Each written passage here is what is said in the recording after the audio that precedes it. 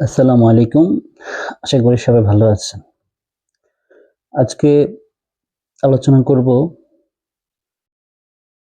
বাংলাদেশের স্বাস্থ্য ব্যবস্থা এবং জনগণ। আমরা জানি যে আমাদের দেশের স্বাস্থ্য ব্যবস্থায় অনেকগুলো সরকারি হাসপাতাল রয়েছে।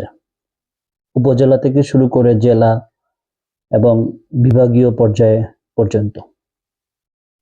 প্রতি বছরেই এই হাসপাতালগুলোতে বাংলাদেশের সরকারের অনেক বাজেট থাকে এবং জনগণের স্বাস্থ্যসেবা নিশ্চিত করার জন্যে অনেক জনবল নিয়োগ দিয়ে থাকেন এবং স্বাস্থ্য খাতে বাংলাদেশ সরকারের বড় ধরনের একটা ব্যয় হয়ে থাকে।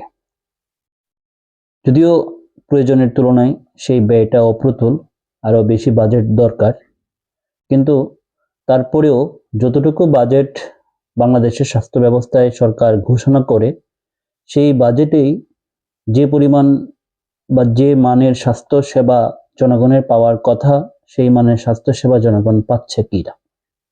আমি একজন ডাক্তার হিসেবে আমার অবজারভেশন থেকে আমি বলছি যে সে মানের স্বাস্থ্যসেবা আসলে জনগণ পাচ্ছে না। প্রতিটা সরকারি হাসপাতালের কিছু কমন বৈশিষ্ট্য বলি। প্রথমত বৈশিষ্ট্য হচ্ছে যে সেখানে পরিষ্কার পরিচ্ছন্নতা।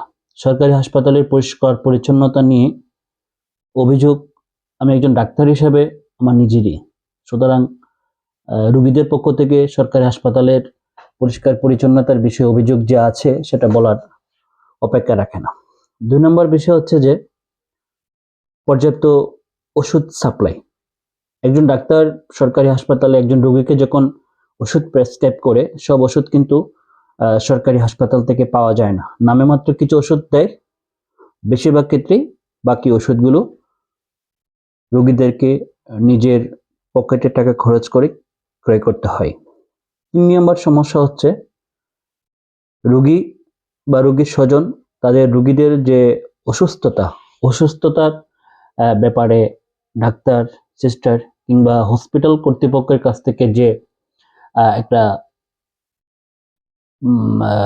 সহানুভূতিশীল তথ্য পাওয়া বা তার অবস্থার একটা, আমরা মেডিকেলের ভাষায় বলি যে ডেমনস্ট্রেট করা, যে একজন ডাক্তারের কাছে একজন রোগী যাওয়ার পর একজন রোগীর অধিকার বা কর্তব্য দায়িত্ব থাকে যে তার ডক্টরের কাছ থেকে তার বর্তমান অবস্থা সম্পর্কে জানা, তার চিকিৎসা কি হবে, চিকিৎসার ব্যয় কিরকম হতে পারে, চিকিৎসা সংক্রান্ত কি জটিলতা হতে পারে, এই জিনিসগুলো জানা। কিন্তু আমাদের দেশে আসলে এই চিত্রটা আসলেই একেবারেই অনুপস্থিত। আমি নিজে ডাক্তার হিসেবেও সেটা স্বীকার করতে বাধা নেই। এর অনেকগুলো কারণ আছে, আজকে হয়তো সে কারণগুলো নিয়ে আমি বলছি না, তবে এটা বাস্তবতা। ৪ নম্বর বিষয় হচ্ছে যে আমাদের ডাক্তার থেকে শুরু করে সরকারি হাসপাতালের যারা কর্মচারী আছে, আয়া, নার্স, তারপর হচ্ছে ওয়ার্ড বয় থেকে শুরু করে সবার ব্যবহারের মধ্যেই আন্তরিকতা যথেষ্ট ঘাটতি রয়েছে এবং সুন্দর ব্যবহার তো পাই না, বরঞ্চ অনেক সময় গ্রাম থেকে আসা যে রোগী রয়েছে তারা অনেক লাঞ্ছনা নিগ্রহের শিকার হয়, বিভিন্ন পত্রপত্রিকার মারফতে আমরা তা দেখতে পাই। ৫ নাম্বার যদি বলি, সেটা হলো যে সবচেয়ে ভয়াবহ যে চিত্রটা, সেটা হচ্ছে যে সরকারি হাসপাতালগুলোতে বিভিন্নভাবে রোগী বা রোগীর আত্মীয় স্বজন দালাল শ্রেণীর কপ্পরে পড়ে তারা সরকারি হাসপাতাল থেকে বেসরকারি হাসপাতালের দিকে তাদের চলে যেতে হয়।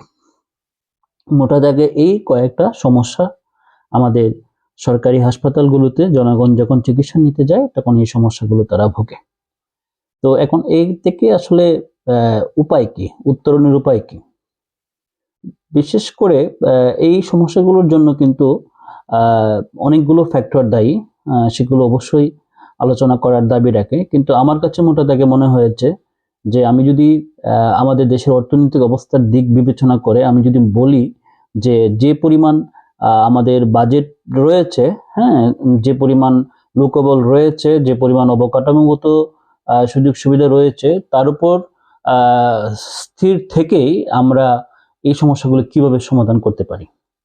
আমার কাছে মনে হচ্ছে যে আমাদের এই সমস্যা, যে কতটুকু সমস্যা বললাম, সেই সমস্যাগুলো সমাধানের জন্য বাজেট বৃদ্ধি করা কিংবা আরো জনবল বৃদ্ধি করা, লোকবল বৃদ্ধি করা, আরো অবকাঠামোগত সহযোগিতা প্রয়োজন আছে, সেটা নিঃসন্দেহে। কিন্তু বিভিন্ন সীমাবদ্ধতার কারণে যেহেতু আমরা ওই জায়গাটা বেশি এক্সটেন্ড করতে পারি না, তাহলে আমার কাছে মনে হচ্ছে যে আমাদের বর্তমান যে অবস্থায় রয়েছে, আমরা বর্তমান বাজেট এবং জনবল বা অবকাঠামোগত যে সুযোগ সুবিধা রয়েছে, তার উপর বেস করে আমাদের এই সমস্যাগুলো আমরা কিভাবে সমাধান করতে পারি। তো আমার মনে হয় আমি একটু ভিন্নভাবে চিন্তা করি। সেটা হলো যে সরকারি হাসপাতালে যারা চাকরি করে তাদের বেশিরভাগই, বা আমাদের শুধু হাসপাতাল না, সব সেক্টরই, সরকারি হাসপাতালে যারা চাকরি নেয় বা চাকরি করে তাদের বেশিরভাগই একটা বদ্ধমূল ধারণা, যে সেটা হচ্ছে যে সরকারি হাসপাতালে চাকরি বা সরকারি চাকরি মানে হচ্ছে যে মানে রিল্যাক্সের চাকরি। ওই চাকরি কখনোই চাকরি যায় না এবং ইচ্ছা মতো ডিউটি করা যায়, আসা যাওয়া করা যায়। যদিও নিয়মতান্ত্রিক সিস্টেমের মধ্যে কিন্তু এই কথা বলার কোনো সুযোগ নাই, কিন্তু বাস্তবতাটা ভিন্ন। বাস্তবতাটা হচ্ছে যে সরকারি চাকরি আর বেসরকারি চাকরির মধ্যে এই জবাবদিহিতার জায়গাটা আসলেই অনেক পার্থক্য। বেসরকারি চাকরিতে যেভাবে আপনি জবাবদিহিতার শিকার হন, সরকারি চাকরিতে আসলেই ওরকম জবাবদিহিতার শিকার হয় না। কারণ প্রত্যেকটা পোস্টেই সবাই কম বেশি সরকারি চাকরিগুলোতে সুযোগ সুবিধা নিয়ে থাকে, যে কারণে এক পোস্টের কর্মকর্তা বা কর্মচারী আরেক পোস্টের কর্মকর্তা কর্মচারীকে খুব বেশি জবাবদিহিতা আনতে চায় না। তো এখানে আমার কাছে যেটা মনে হয়েছে সেটা হলো আমাদের যারা হচ্ছে যে সেবা গ্রহীতা, ভোক্তা যাদেরকে বলি, আমাদের যে জনগণ যারা সরকারি হাসপাতালে চিকিৎসা নিতে যায়, তাদের কিছু দায়িত্ব আছে। তাদের দায়িত্বটা যদি তারা সঠিকভাবে পালন করে, যেহেতু সেবাটা তাদের দরকার এবং তারা কিছু ক্ষেত্রে সেই সেবাটা কিছু না কিছু টাকা পে করে সেবাটা নিচ্ছে, তাদের সচেতনতার জায়গাটা আমি মনে করি যে আরো বেশি গুরুত্বপূর্ণ এবং তাদের দায়িত্বটা আরো বেশি সেন্সিটিভ।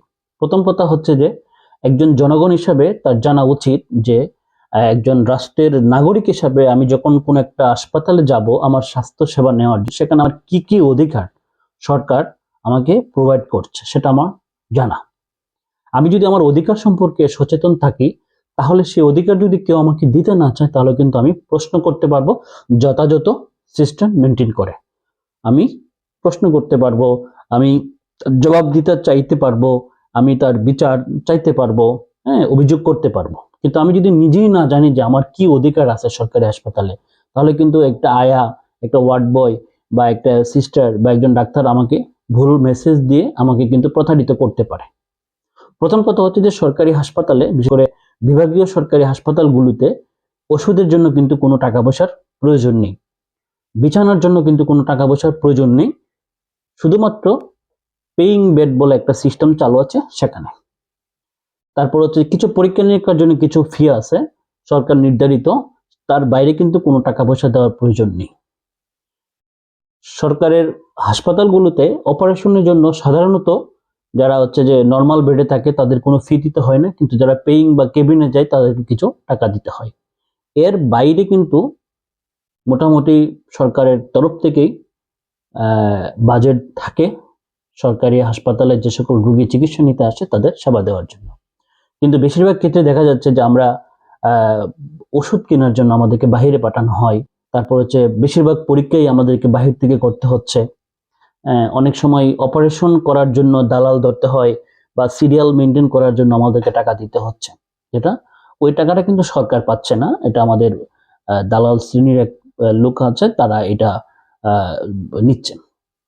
তো জনগণ যদি এই ব্যাপারে যদি সচেতন থাকে, এবং একজন না, জনগণ বলতে আমি বুঝাচ্ছি সব জনগণকে, তারা যদি নিয়মতান্ত্রিক ভাবে লাইনে থাকে, সিরিয়াল ধরে ডাক্তারের কাছে যায়, টিকিট নেয়, মানে সরকারি যে নিয়মগুলো আছে সেই নিয়ম অনুসরণ করে যদি সবাই তাদের নিয়মটা মেনে যদি ডাক্তারের কাছে রোগী দেখাতে যায়, এবং তারা যদি নিয়ম মানে, অন্যকে যদি নিয়ম ভঙ্গ করে, সে অন্য যে নিয়ম ভঙ্গকারী আছে তাকে নিয়ম মানতে বাধ্য করে, তাহলে দেখবেন যে অনিয়মের পরিমাণ এখানে কমে যাবে। কারণ একটা হাসপাতালে প্রতিদিন কমপক্ষে 1500 অনেক মানুষ কিন্তু যাতায়াত করে, জনগণ, তারা যদি একত্রিত থাকে তার নিজের অধিকার সম্পর্কে, যে আমি আগে আসছি, আগে সিরিয়ালে থাকবো, এরপরে আমার পরে যে আসবে আমার পেছনে থাকবে এবং কেউ সিরিয়াল ব্রেক করবে না। তারপর হচ্ছে যে টিকিট কেটে তারপরে মানে ডাক্তার দেখাবে, এগুলো যদি তারা মেনটেন করে এবং নিজেরা যদি সিরিয়াল ম্যান হিসেবে কাজ করে, তাহলে ডাক্তারও তার জায়গায় খুব সুন্দরভাবে বসে চিকিৎসা দিতে পারে এবং বিশৃঙ্খলা হয় না। 2 নম্বর হচ্ছে যে পরিষ্কার পরিচ্ছন্নতার জায়গাটা। সরকারি হাসপাতালগুলোতে পরিষ্কার পরিচ্ছন্নতার যে অভিযোগ রোগী বা রোগীর লোকজন করে, আপনি খেয়াল করলে দেখবেন ওই জায়গার পরিষ্কার পরিচ্ছন্নতা নষ্ট করার পেছনে কিন্তু আমাদের রোগী এবং রোগীর লোকরা কিন্তু বেশিরভাগ অংশে দায়ী। কিছু কিছু জায়গায় আছে আয়া বোয়া বা ময়লা যেটা পরিষ্কার করার কথা সময় মতো করে না, সেটাও কিন্তু রোগী বা রোগীর লোকজন যদি সে জায়গায় কোনো পরিষ্কার পরিচ্ছন্নতার কোনো অভাব থাকে, সেটা তারা যথাযথ কর্তৃপক্ষের মাধ্যমে যদি সবাই মিলে প্রতিবাদ করে অভিযোগ করে, তাহলে কিন্তু সাথে সাথে সেটা সমাধান হয়ে যাওয়ার কথা। তাহলে দেখেন, আমি যে 5টা বা 6টা সমস্যার কথা বললাম, এর মধ্যে দেখেন প্রথম 2টা সমস্যা যেটা হচ্ছে যে পরিষ্কার পরিচ্ছন্নতা এবং যে নিয়মতান্ত্রিক বা নিয়ম বহির্ভূত কোনো অর্থনৈতিক লেনদেন করা বা নিয়ম বহির্ভূত ভাবে কোনো সেবা নেওয়া, সেই জায়গায় যদি জনগণ বা রোগীর লোকজন যদি সচেতন থাকে, তাহলে কিন্তু এই 2টা সমস্যা কিন্তু সহজভাবেই সমাধান করা যায়। তৃতীয় যে বিষয়টা, যদিও ভিডিওটা একটু বড় হয়ে যাচ্ছে, তৃতীয় যে বিষয়টা সেটা হচ্ছে যে ওষুধের যে সাপ্লাই থাকে না বলে, আপনি সেটাও একজন রোগী না, আপনারা 10 জন 15 জন 20 জন রোগী এবং রোগীর লোকজন মিলে যদি আপনি প্রশাসনিক ভবনে যান যে আমরা সরকারি হাসপাতালে আসছি, আমাদের আজকে চিকিৎসার জন্য এই পরিমাণ ওষুধ আমাদেরকে বাহির থেকে কিনতে হচ্ছে কেন, হ্যাঁ, আপনি যদি নিয়মতান্ত্রিক ভাবে অভিযোগ করেন যে আমাদের তো বাজেট, সরকার যে বাজেট দেয় সেই তুলনায় আমরা ওষুধের পরিমাণ কম পাচ্ছি, আর যদি সত্যি সত্যি বাজেট কম থাকে, তাহলে সরকারকে আপনারা আপনাদের যান স্থানীয় প্রতিনিধি বা যারা আছে, বিশেষ করে রাজনৈতিক ব্যক্তিবর্গ আছে, আপনারা তাদের মাধ্যমে কিন্তু চাপ প্রয়োগ করতে পারেন যাতে সরকার বেশি বাজেট দেয়। এবং পাশাপাশি আপনি এটাও কিন্তু মেনটেন করতে পারেন যে বাজেটের ওষুধ আসে এখানে যাতে কোনো কর্মচারী কর্মকর্তা সরকারি ওষুধ বাহিরে কোথাও বিক্রি করতে না পারে। তাহলে কিন্তু দেখেন, এই যে নিয়ম করে যদি জনগণ অন্তত মাসে 1বার 2বার প্রশাসনের কাছে যায়, প্রশাসনিক ভবনে যায়, এককভাবে না, অবশ্যই দলবদ্ধভাবে যেতে হবে, 10 জন 20 জনের প্রতিনিধি যেতে হবে, কারণ একজন গেলে কিন্তু আপনাকে বার্তা দিবে না। আপনারা 10 জন 20 জন রোগীর লোক মিলে যদি যান, তাহলে দেখবেন যে অবশ্যই সেটার প্রতিকার সম্ভব। 4 নম্বর পয়েন্ট হচ্ছে যে মানে হাসপাতালে বিছানায় উঠতে টাকা দিতে হয়, হুইল চেয়ার নেওয়ার জন্য টাকা দিতে হয়, বিভিন্ন পয়েন্টে পয়েন্টে দালালদের কাছে টাকা দিতে হয়। সেটা কিন্তু আপনারা যদি রোগীর লোকজন যে না, আমি টাকা দিয়ে অতিরিক্ত মানে অন্যায়ভাবে টাকা দিয়ে আমি অন্যায় কোনো সুযোগ সুবিধা নিব না, আরেকজনকে নিতে দিব না, তাহলে দেখবেন যে খুব সহজে কিন্তু দালাল শ্রেণী কিন্তু এখানে সুযোগই পাবে না।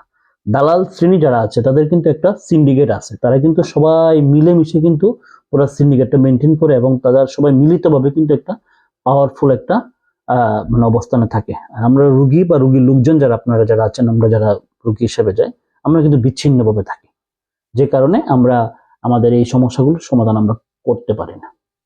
আরেকটা বিষয় যেটা যেটা খুব সহজেই সমাধান করা সম্ভব, অবশ্যই ডাক্তার বা হাসপাতালে যখন আপনারা যাবেন, অ্যাপ্রোচ যাতে আপনাদের ভদ্র হয়, কারণ এখানে একজন ডাক্তারকে একজন সিস্টারকে প্রয়োজনের বেশি মানুষকে সেবা দিতে হচ্ছে।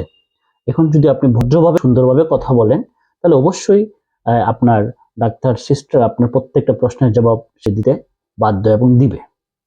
তো আমি মনে করি যে আমি এই ভিডিওর মাধ্যমে আমি চেষ্টা করছি যে সরকারি হাসপাতালে গিয়ে কিভাবে আমরা সুন্দরভাবে স্বাস্থ্য সেবাটা আমরা সুনিশ্চিত করতে পারি, যেহেতু আমরা গরিব মানুষ, আমাদের দেশের বেশিরভাগ মানুষই মানে দারিদ্র সীমার নিচে অবস্থান করে তাদের চিকিৎসার জন্য সরকারি হাসপাতালে নির্ভর করতে হয়। তো আমার মনে হয় এই কথাগুলো যদি মানেন, তাহলে আপনাদের অনেকটা লাভ হবে। আর একটা জিনিস সবসময় মনে রাখবেন, জনগণ কিন্তু একটা একক কোনো নাম না, জনগণ হচ্ছে যে একটা দেশের সর্বোচ্চ শক্তিধর একটা শব্দ, কিন্তু এই জনগণ কিন্তু আমরা বিচ্ছিন্ন। জনগণের নামে কিন্তু ক্ষমতা দখল হয়, জনগণের নামে কিন্তু সংসদ দখল হয়, জনগণের নামে কিন্তু নেতাগিরি করে, রাজনীতিবিদ রাজনীতি করে, কিন্তু সেই জনগণই কিন্তু সবচেয়ে বেশি নিগৃহীত হয়, সবচেয়ে বেশি লাঞ্ছিত, সবচেয়ে বেশি অপমানিত হয়। সুতরাং এই জনগণ যারা আছে তারা যদি একত্রিত থাকে, তারা যদি তাদের অধিকারের প্রশ্নে, দেশের প্রশ্নে একত্রিত থাকে, এক থাকে, তাহলে সকল সমস্যার সমাধান সম্ভব। আজকে এই পর্যন্তই। আপনারা ভালো থাকুন, আশা করি অন্য কোনো সময় অন্য কোনো ভিডিওতে আমরা আলোচনা করব। সে পর্যন্ত ভালো থাকুন। আসসালামু আলাইকুম।